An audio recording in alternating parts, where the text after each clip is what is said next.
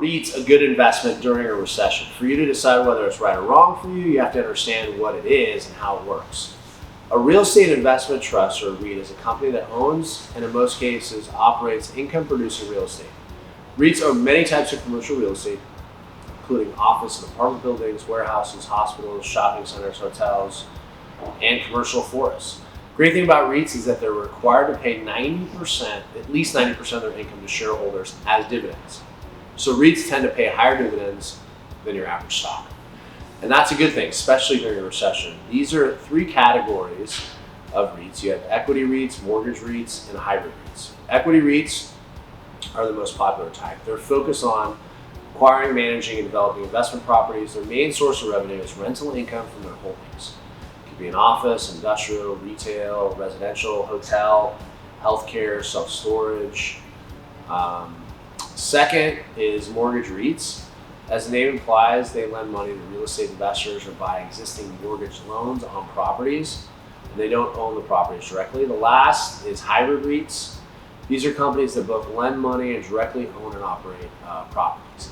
Each category may fall under two types: publicly traded REITs and private REITs. Publicly traded REITs are registered with the U.S. Securities and Exchange Commission, or the SEC. That means they are under strict regulations and are required to be transparent, which is a good thing. You can buy shares through your regular brokerage account or a tax sheltered an account like an IRA. These types of REITs tend to be large and diversified in the type of properties they own. Private REITs, on the other hand, operate like a crowd-funded real estate investment. You deal directly with the owners. Some private REITs only allow accredited investors to participate with a minimum net worth of $1 million. It's not usually the go-to during a recession because dividends usually don't start until after 5 years. Also, you can't sell your shares upon major changes in share value. Private REITs sometimes raise money for the first few years and then close their doors to new investors. It's helpful to research the specialty of the company.